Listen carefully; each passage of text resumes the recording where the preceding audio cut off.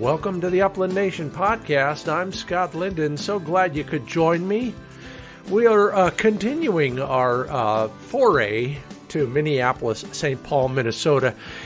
The interviews I did at the recent Pheasant Fest continue to fascinate me. We covered a whole gamut of subjects, and this week, no exception, you will enjoy learning more from Russ, Kelley. He's the scientist that is behind much of the Eukanuba dog food formulations. The guy knows his stuff. He's a dog man. He's a bird hunter.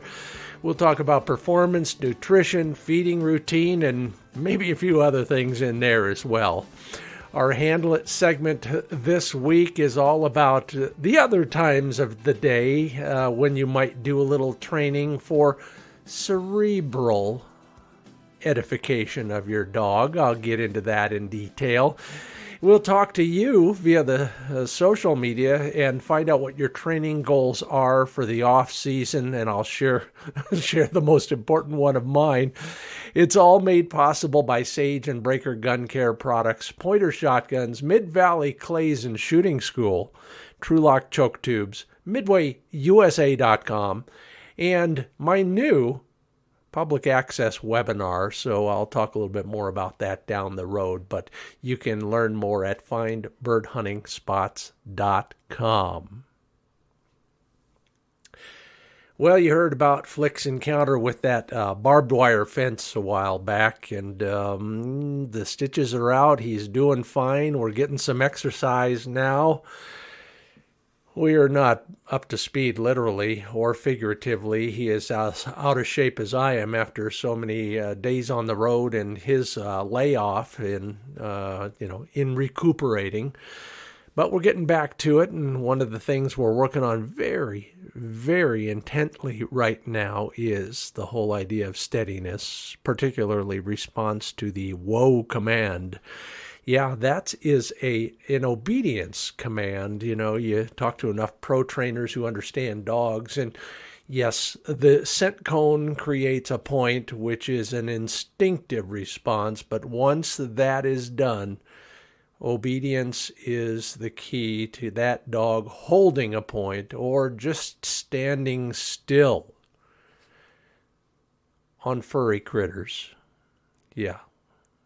Yeah, he was chasing a rabbit when he caught that wire fence in the chest and the front legs. And knock wood, everything came out okay. But I'd rather not go through it again. And thank you all for your vest recommendations, by the way. So that's what we're working on these days. And we do have a few furry critters to work with. Yeah, you know, you work on a bird dog with birds. You work on a bird dog that likes furry critters with the cats that are already in the house. So far, so good.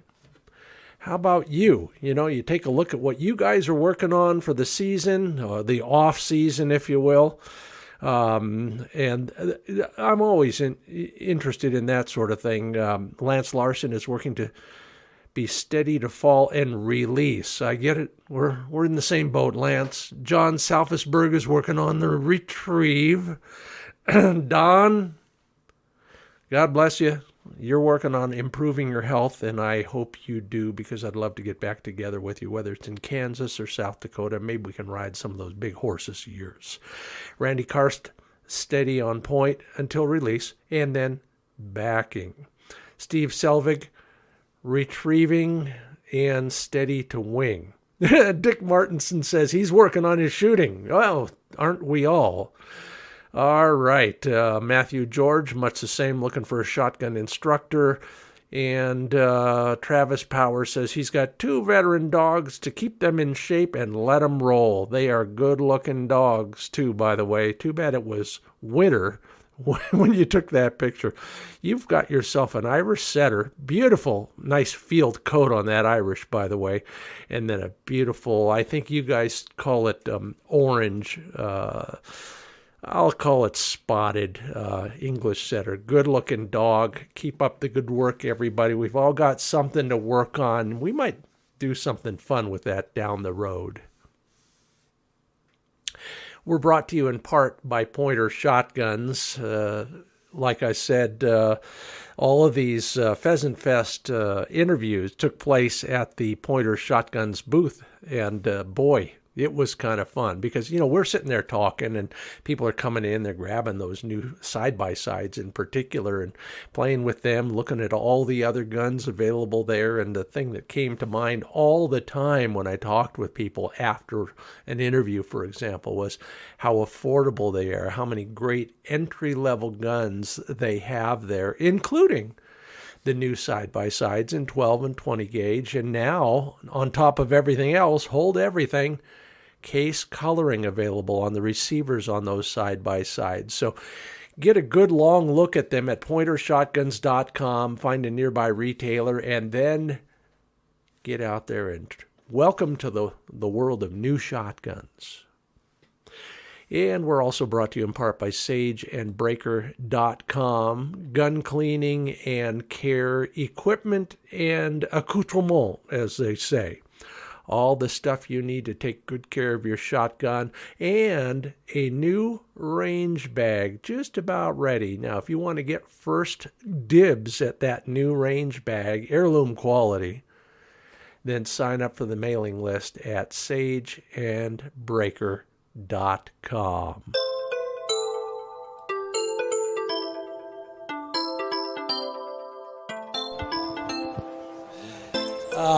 I want to say welcome back to the floor of the National Pheasant Fest and Quail Classic here in Minneapolis, where we're doing a lot of great podcast interviews, including this one, which I'm looking forward to for a lot of reasons. Russ, Kelley, you're with Eukanuba. What's your title over there again? Scientific Services Manager. I'm with the Scientific Service Group, which is really the technical support for the North American Protein. North American Protein, which ought to be the name of a heavy metal band, by the way. So I can ask you all sorts of questions about chemistry and biology and bird dogs. Absolutely. Let's talk first about dogs. What are you running these days? So I have an old Llewellyn that's I'm going to say is retired, but I still got her out last year for a few days, and if she's still around this fall, I'll get her out on some easy hunts. She's 16. Oh wow! But she still loves to get out, and as long as the ground's easy. Yeah. Right. Yeah. And then I have a little German short hair that I brought home from work. Yeah. And I don't know if he's going to be a bird dog. He's certainly athletic. And he's a really wonderful dog, but I don't know if he's going to be a bird dog yet, in terms of that. We're working on him. Okay, so just for all of us we agonize over those questions all the time too. What's going to tell you whether he's a bird dog or not? Yeah, so I think in terms of and I've had pointing dogs for, I'll say 50 years. I got my first two when I was 9, and I had a period of time where I was lab exclusive. But for the most part, I've had pointing dogs for a long time, and I never really worried about what somebody else thought about my dogs. I wanted a dog to satisfy me and hunt in the same sort of grounds that I hunt in, and satisfied me. I want a dog that basically has a good communication with me, listens to me, basically is responsive in terms of getting out in the field, finding birds and holding. And, I don't really, I'm going to say I've never really worried about if somebody liked the way they looked or the way they set up. It was really about in terms of being a good dog in the field and being a better dog when I brought them home in terms of interacting with the family. And those are special dogs that we don't find that often. But we certainly remember the ones that we've had. Absolutely, and we were talking off mic before we started here about a guy who's just come into the short hair world, right, from the lab world, and he's already seeing the spark in that dog's eye. 11-month-old short hair. The dog is watching, is learning. It's just great to hear stories like that, but it's also great to hear about 16-year-old dogs that are still doing it. Maybe slower, right, yep, and lower, and for a little bit less time. But how do you keep a dog in condition and healthy enough to hunt at age 16? Yeah, and in terms of that, I'm going to, every dog's going to be an individual. Yeah. I try to work my dogs just about all year long in terms of conditioning, not certainly when it gets hot, those days, you get out earlier or later, the work sessions are shorter, but keeping them in good shape, keeping them good in terms of a good weight is really important for the longevity of a dog. It doesn't mean that we're going to get to keep every one of them to 16, but certainly when we find those great dogs, we want them around as long as physically possible to enjoy and, basically just spend time with us. And with my old dog, Moxie, she's such a natural. She's always been a natural hunter. And, what I do now with her is just find those easier grounds. So she's not having to trump up and down, steep hills and over rocks and things of that nature. But she still likes to go out and find a bird. And I enjoy watching her do it. I can only imagine. My dogs have never been with me that long, but their last year is always maybe one of their best years in terms of that sort of thing. Yeah. We're going to talk nutrition, of course, with you at Eukanuba and everything. But before we do, let's talk a little bit about that conditioning thing. As a scientist who's particularly focused on dog performance, what are the things that we all know you can road a dog, whether it's alongside your bike or in front of your horse or whatever. What other things besides simply putting in some miles should we be doing? Well, I think certainly from a health standpoint, and I start when I get a puppy. One of the first things I really work with them at is basically drinking from a bottle out of my hand, right? Yeah. In terms, I want those. We can train that to them really early. Yeah. I use those little 20-ounce water bottles that have the nipple. Sure. I keep a couple of them in my game bag, and I really call those dogs in. And have them where they freely take water from that bottle, and I do that from a standpoint that when I'm out there and the dogs are really starting to heat up, I want them to be able to call them in, get some water in them, and for two reasons. One is just straight hydration. Yeah. The second, and we've all seen it when their saliva starts to get really thick. Oh, right? Yeah. And in terms of that, most of the heat dissipation that the dog does is through respiration and out of their mouth, right? Yeah.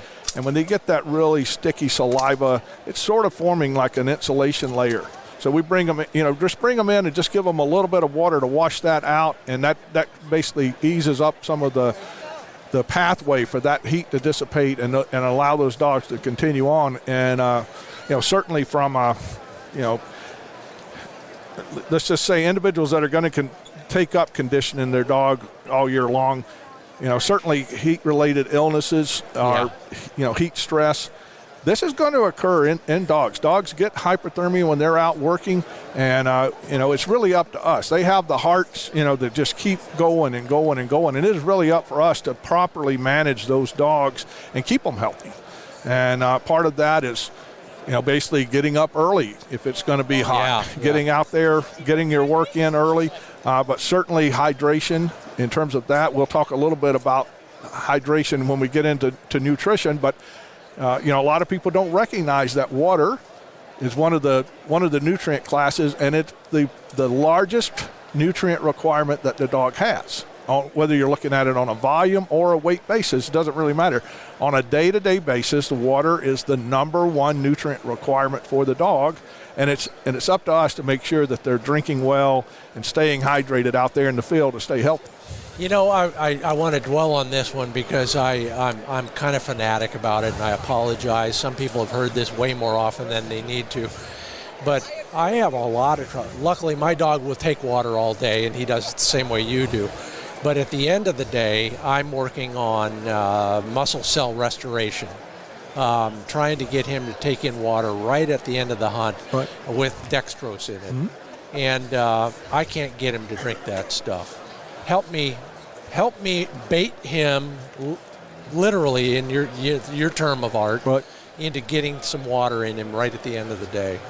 Yeah. So in terms of that, when they're when they're coming in out of the field, a lot of times they are really, I'm going to say, really elevated in terms of body temp, and they may not want to drink. Yeah. It's really, they're just looking for somewhere, a shade to lay down in and pant. And we really are. I'm going to say if you're practicing the glycogen recovery, it's time critical in terms of getting that into the dog. I think in terms of one of the things that we can do is we can apply some. I'm going to say take like micro cloth towels. Oh yeah. Wet those. Yep. Moisten their legs, moisten their underarms, moisten their abdomen.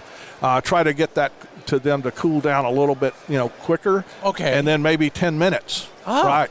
And then maybe 10 minutes we can get them to drink well. I had a champion in the NAVDA world say he puts ShamWows in the bottom of his ice chest. Right. That holds enough water.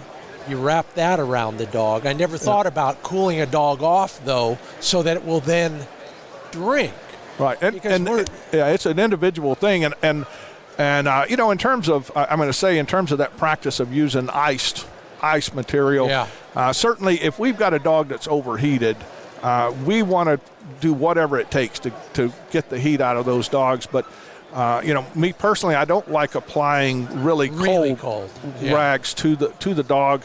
If you just take like a gallon Ziploc bag, right, and just take some microsoft cloths, just moisten those, put them in the Ziploc bag, zip that up, and just have that with you. You can pull those out, and there's still moisture associated with that you can just apply to the legs, the abdomen, the ears, and sort of keep. Belly, yes, yeah. Okay. And in terms of that, if we think about what in terms of when we look at it using a thermal camera, right? Yeah. When those dogs are out working, they are really pushing a lot of blood into their, ears, their legs, getting it close to the surface. In terms of that, because they don't sweat the way we do, right? They do have a small amount of sweat glands on their pads. But it's really, I'm going to say, an ineffective manner. So they do a lot of cooling through respiration, not so much in terms of evaporation. Yeah. But we can apply a little bit of moisture to their legs and abdomen, ears, and that will enhance the evaporative cooling on the dog. And it doesn't have to be cold water, right? It's just moisture. Yeah, you use the key word, scientist, evaporative. Because that's what we're doing is we're getting the moisture, and when the moisture dries, in effect, that's the cooling action, right? Absolutely, yeah. Yeah, well, I love that, and I will try that. If I was going to bait the water, I know I'm obsessive about this. I apologize, everybody. If I'm going to bait the water with anything after that, have you got a trick for that? Yeah, I mean, certainly if you take like a wet food, a canned food, or a really super moist mousse, and you can take a spoon and drop that into the bottom of a bucket. Now we don't want a bucket that's 3 gallons, but a small gallon bucket, and drop most of the time, most dogs, they will drink water in order to try to reach down and get that. They can smell it, right? And it's very appetizing to them, they will a lot of times they will drink water to try to lower the water amount where they can reach down and snag that out of the bucket. So we do call that water baiting. And then the other thing we can do if we have dogs that, let's just say they're not good drinkers, right? We can do what we call a feed float. So with that, now this is not soaking feed. Right. So this is basically, if we're going to feed in the evening, and we're going to feed 2 cups of food, is just simply add 2 cups of water to that right before we present it to the dog, and the dogs, most of the time they will drink that water as they're eating. Yes. And I think the other thing too, as we're talking about water, is really in terms of just keeping up with like what your dog's drinking. Yeah. Right? And if you're traveling or something like that, you say, oh, how am I going to keep up with that? Well, you know what? If you just take along a gallon milk jug that you've cleaned up really well, and you basically are just utilizing the water out of that milk jug, you know how much your dog's drinking. You know how much when you refill it, and we're not asking for shouldn't have to be down to the millimeter, right? But we have a good idea of really how much water is that dog drinking, and am I doing a good job of keeping it hydrated? Because when we talk about, I'm going to say under fairly challenging conditions, we're talking about a 50-pound dog, using a gallon and a half of water a day, and if we've got that dog and we know we're working it pretty hard, and it's only drinking half of that, well, we know we're likely not doing a good job of keeping that dog hydrated. Yeah, and if you're on a 2, 3, 4 day hunt, that's a 50% deficit over all that time. Wow. And you won't see, you likely will not see an impact that first day, and you may not see it the second, but that third day, and you sit there and you think, well, what's wrong with him today? And in terms of that, you had him in what you thought was really good condition coming into that, and now you're traveling, and maybe he's just off a little bit, and it could be that he's just simply not hydrating well. So therefore his system is sort of, the days are starting to catch up with him. Oh yeah, that's Russ Kelley. He's Scientific Services Manager with Eukanuba. I'm Scott Linden. This is the Upland Nation podcast. We're on the floor of Pheasant Fest and the Quail Classic. Yeah, it's over, but I hope you're getting some of the vibe from this place. The crowd is incredible. It's a Saturday morning here, and there are people crowding all the booths and aisles. But that's what we're talking about today, is nutrition and performance. And Russ, before we get to the break, let's start that discussion. Let's start with the key ingredient. I shouldn't say ingredients. I should say key nutritive components of a good dog food. So in terms of that, and I'm going to just basically say, when you watch the advertisements, right? What are the ones that they focus in on is like protein level, fat level, right? And in terms of when I approach it, I look at it from a nutritional standpoint, and protein, fat, those are nutritional classes. They're not nutrients, right? And we have six nutrient classes: water, protein, carbohydrates, fats, vitamins, and minerals. Okay. And all of those we cannot, and I use this in my lectures, I point out that we cannot have optimal health or performance without the proper balance of all nutrient classes, and with that comes a lot of nutrients. In terms of that, we tend to lump those in to a category of this class, such as protein, right? Yeah. But if we, in a true sense, dogs don't have protein requirements. They have amino acid requirements, which are the components that make up protein. So all of these proteins are assembled from individual amino acids, and within the structural, there's let's say 22 amino acids, and then we have the essentials. And essentials, a lot of people will say, that's just a required amino acid. Okay. And they're all required, right? The essentials are the ones that we have to provide via the diet. Okay. So in terms of that, either the dog's body he can't make them, or he can't make them in a sufficient amount to meet their needs. So we have to provide those via the diet. But when we look at from a protein standpoint, it is really, I don't want to say it's misleading, but it doesn't provide a lot of information. We can have a 40% protein diet, and if it's really poor protein sources, or it has a very lopsided amino acid profile, we can have dogs that have protein deficiencies even though they're eating a food that's 40% protein. So we look at the guaranteed analysis, we look at the ingredient list, which every package has to have on it. That's not going to tell us any of that, is it? It does not, right? I mean, in terms of that, it is a very, let's just say, very elementary information, but it is really not that informative in terms of that. And when we look at it, or I'm going to say as a physiologist, when I look at it, I don't really get that hung up on the ingredient deck, because I know that, in terms of something that's utilizing chicken, right?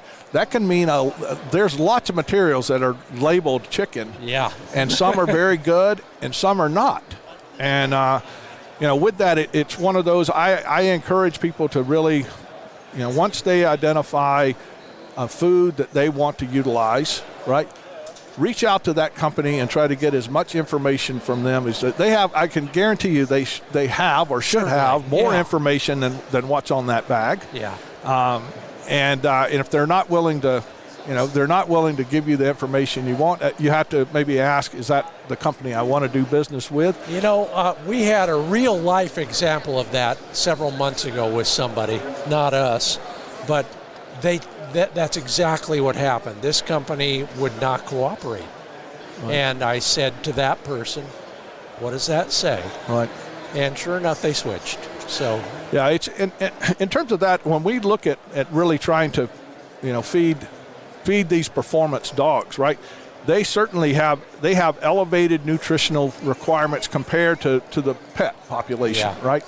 And if we think about from a protein standpoint, and really again we're really focusing in on what amino acids are we providing to that dog, but when we think about where is those amino acids going, we think about from a standpoint of certainly when they're exercising, we think energy, right? But we really should be focusing in on fat for energy, right? And the amino acids, we really want to support the structural tissues. Yeah. And if we look at that, we think about the internal organs, the skeletal muscle, and one thing is the skin and coat. Yes. Right? So about up to, depending upon the breed, anywhere from 30 to 35% of the amino acids that the dog consumes is intended to support the skin and coat. I wish it had supported my dog's skin and coat a little bit better a couple weeks ago, but that's another story for another time. Yeah. That's Russ Kelley. I'm Scott Linden. This is the Upland Nation podcast. We'll talk more dog nutrition and how it relates to performance right after this.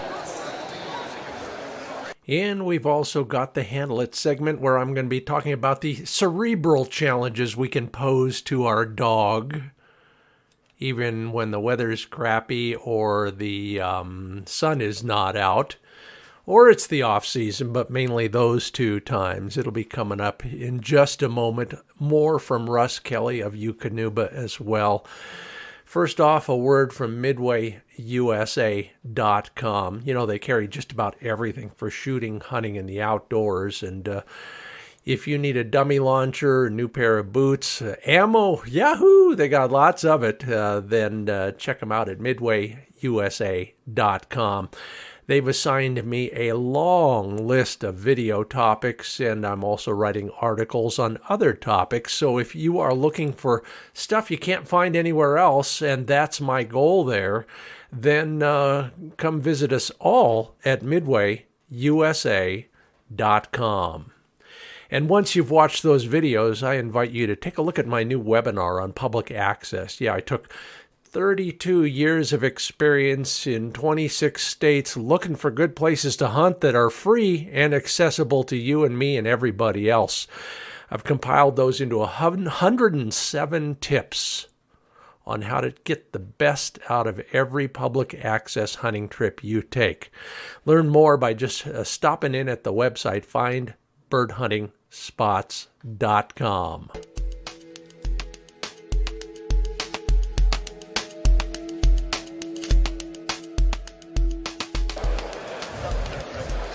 Welcome back to the floor of Pheasant Fest and the Quail Classic, put on, of course, by Pheasants Forever. We're here in Minneapolis this year, and boy, oh boy, what a crowd.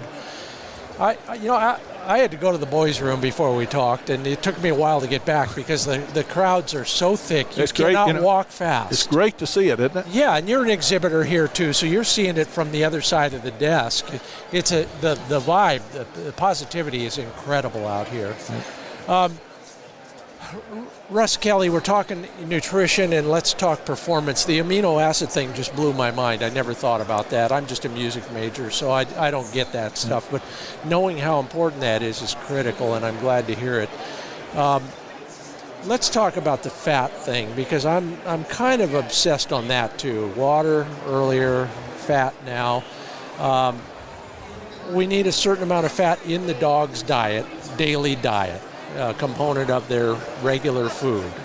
And then could we supplement that during a hunt to have an effect, that to have a positive effect on a dog's performance? Yeah, I think in terms of when we're out in the field, I'm going to say supplementation can be a tricky. Yeah. It can be a tricky approach, right?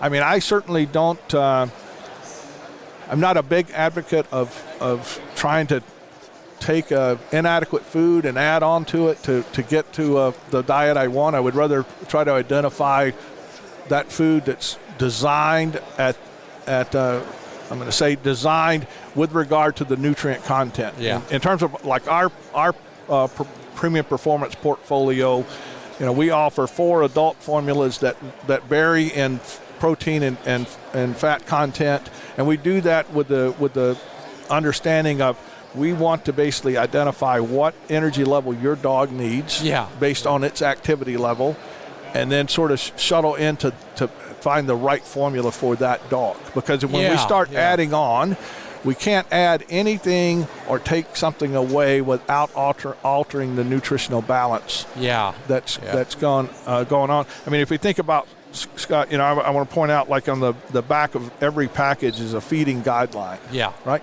And a lot of people just dismiss those. They said, that just says suggested feeding guidelines. It doesn't have, you know what, those guidelines have meaning, because when we design a food, we look at it and say for a dog of this weight and this activity, when we start looking at all of the nutrients, not just the big nutrient classes, but all the individual nutrients, we have an idea of how much a dog of this weight needs of these set of nutrients, right? And so we design that food to meet those needs. And if we sit there and we say, okay, I'm not really working my dog very hard, but I want the highest energy density food I can find, and we've got this 50-pound dog that's eating 1 cup of food a day, it should be eating 3. There's likely, because we're only feeding 2/3 or 1/3 of the recommended amount, we probably are, we may be meeting its energy needs, but we could be very deficient in a lot of different nutrients, and it may take a while for those to show up. Yeah. But in terms of those, I always recommend it in terms of selecting a food that the dog should be consuming at least 75% of the recommended allowance, and no more than 150% on the top side. Right. And if we're outside of that range, we probably either need to go to a lower energy density food or go to a higher energy density food, depending on which side of that equation you're on. Well, that's very useful information. We blow off the recommended guidelines when it comes to quantity. What about during the day itself? Now, I have wire hairs. I have to be careful about bloat. Right. We've talked about that in the past. But we want sometimes to give a dog a little something during the day. Most of the times because we feel bad. It's psychological. Right. But sometimes, if you're on a long chucker hunt, you do want a dog to have the equivalent of a power bar. Right. And I know it's not the stuff that's in a power bar. I know it. Is it fat, and will it have an effect on that day? Well, certainly. I mean, in terms of I'm going to say from an ideal standpoint, right? In terms of if you can get up, are willing to get up early enough and give your dog a I'm going to say just a small snack in the morning. Way before. Yeah. A couple hours. Okay. But let's take that dog that's eating 3 cups of food a day. Maybe a half a cup, maybe 3/4 of a cup, no more than 1. Yeah. Right. The other option that you can have is to put that, I'm going to say put that 1 cup of food in your pocket in a little Ziploc bag, and every 2 hours you're giving it about a third of that, and it's really one of those things where certainly from an energy standpoint, the physical energy. The dog has got some reserves, right? It can get there, but where I worry about in terms of, particularly with the upland dogs, is we are asking them to do a lot of mental processing in terms of what in terms of their communication with us, in terms of evaluating the wind, in terms of where they're picking the scent up. There is a lot of mental processing that takes place, and with that, it's, I'm going to use a human analogy here. We probably would not likely send our kids off to school without, if they had a big test, without giving them something, right? Yeah. And in terms of that, that's really the neurological tissue is almost exclusively dependent upon glucose.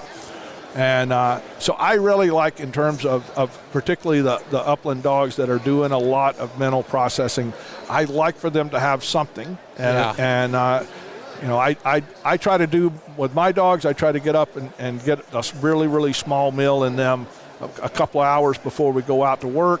If that's not gonna work, depending upon where I'm at, I will put a little bit of food in my pocket, and in every couple of hours I'm just giving them a little bit of something, and it's really with the intent of providing a little bit of energy via the fat in the food, and then some glucose via the starches. I'm slapping my forehead literally, because I'd never thought about the mental aspect of that. Thank you.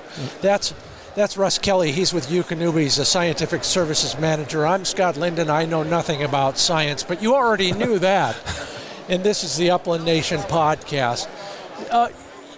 Years ago, I was writing for somebody else, and I was writing about humans and how if everybody says, in the middle of the day, you want simple carbohydrates, instant energy, suck on hard candy, eat a chocolate bar, blah, blah. And I learned then that a more balanced something with protein, carbohydrates, and fat made sense to humans.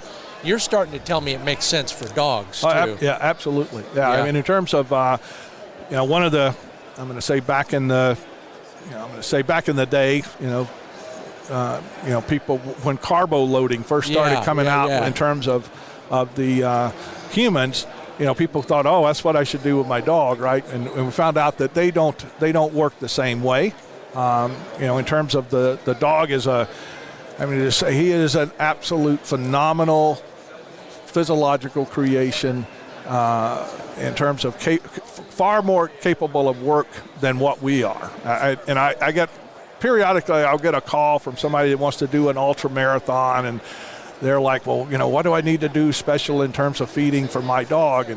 And it's one of those, you don't want to underplay the fact of a dog running 100 miles, but compared their ability to run that 100 miles compared to us is like it is like a walk in the park. Yeah. Right. In terms of but it is one of those where we have to condition them up to that. And so it's really one of those where we have to figure out how do we condition that dog enough to run that with us, and then maintain weight. And really, weight is one of those things that we can see very quickly. Are we doing a good job or not? And I like to put my hands on my dogs every time I come back in from a day out, and I do that from a standpoint. One, it's a way for me to sort of keep up with their body condition score. Sure. But it also will give me an idea, have they tweaked something that day? Yeah. Right. Yeah. And they're a little tender, something like that. May trigger up. I better give it a couple of days rest and keep an eye on that. But that's one thing that people need to put their hands on their dogs and sort of evaluate. Watch. They may not weigh them. They may not have a scale to weigh them on, but they can put their hands and, just utilizing what we call a hands method in terms of body condition score, basically putting their hands and evaluating the fat or the coverage on their rib cage. Yeah. Gives us a good idea in terms of is that dog in good shape or not. And certainly we see dogs that in this country, we see far few of them that are under and thin body condition as we do over, and certainly in today's world where we have a lot of people that have these dogs that are serving as our companions in the house and then going out in the field, a lot of them tend to get more snacks than what they ideally need, but we have to be really careful in terms about we talked about heat earlier, right? certainly those dogs that are overweight, they are at a higher risk for a heat-related injury, and it's one of those where ideal body condition, it's going to be good for us because the dog's going to be able to hold up better. It's going to have or be at a lower risk to getting an injury, and at the same time, it's going to be helpful to the dog. They're going to perform better, and it's one of those where just keeping an eye on the weight of the dog, making sure it's in good physical shape, and with that, are we feeding the right amount of food that that is designed for that dog?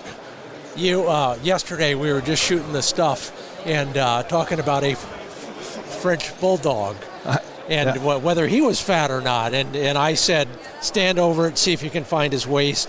Then you used the fist analogy, which I think is so helpful. I mean, depending on whether you're cooking a steak or you're trying to figure out what condition your dog is in, go through that again with me. So basically what I'm going to describe is I've got my hand and I've sort of got it laying flat, and if you run your hands across the top of your knuckles, you're not going to feel very much.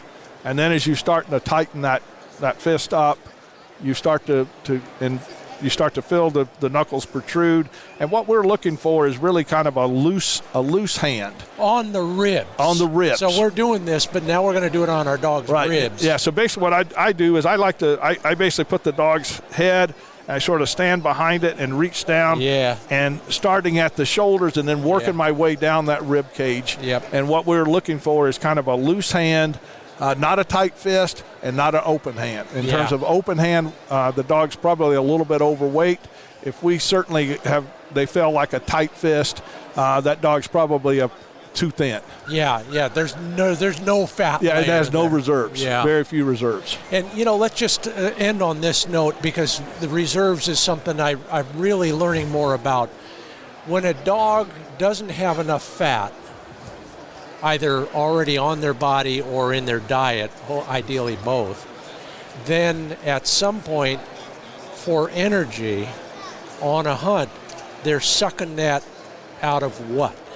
So, in terms of almost every day we take the dogs out, there is going to be some degree of muscle breakdown. And the lower their reserves, the more likelihood that breakdown becomes greater. Yeah. And, what we're probably going to see at first is just the dog is starting to have a tougher time holding weight. But eventually we're going to see the endurance of that dog start to play down, and it won't have as much drive. Certainly you won't notice it when you first turn them loose, because these dogs, they love it, right?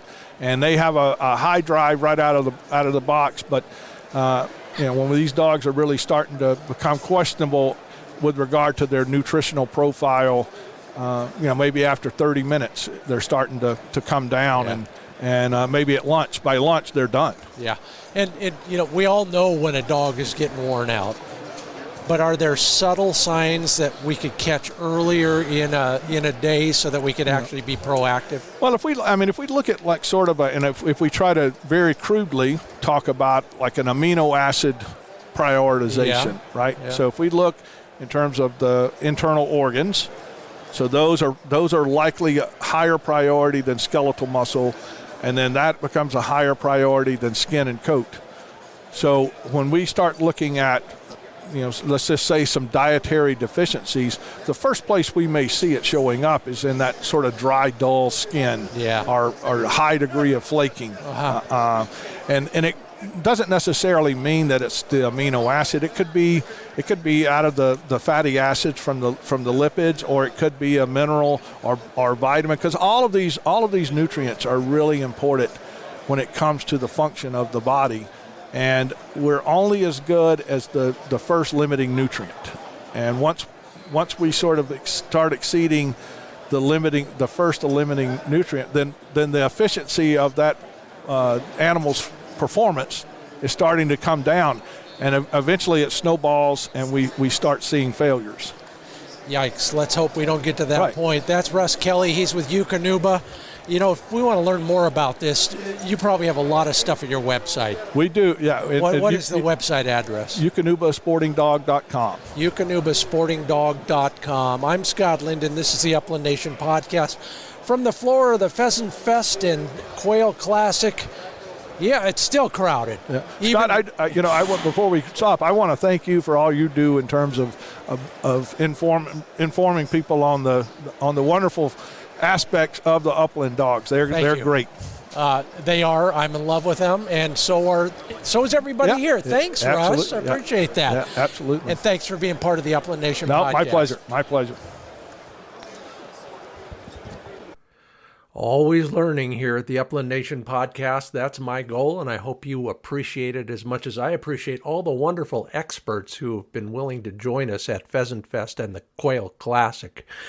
We've still got that cerebral challenge that I'd like to pose for you and your dogs during the, I can't call it the off-season, the off part of the day. Yeah, when the sun goes down or there's too much snow on the ground. But first off, let me remind you that we're brought to you in part by TrulockChokes.com. Even if you didn't get to the National Wild Turkey Federation convention and get some of the discounts there, there's always something else for you at TrulockChokes.com. Free shipping if you order over $119.99. And a free choke tube case if you spend $100. So lots of freebies, lots of great information. Check it all out at TrulockChokes.com. And if you want to improve your shooting even more, then you might consider taking a class or a lesson at Mid-Valley Clays and Shooting School. If you're in Western Oregon, passing through as spring and summer approach, you might consider going to midvalleyclays.com and scheduling a lesson for yourself, or just taking a look at the long line of shotguns they have for sale there. You can start at midvalleyclays.com, click on the shotgun tab, then scroll down and click on the online store. Handle it.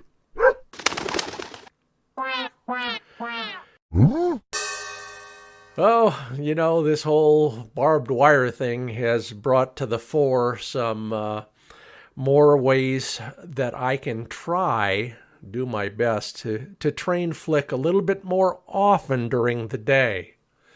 And for most of us, that means after dinner or after the happy hour, or sometime when it's dark or cold or snowy.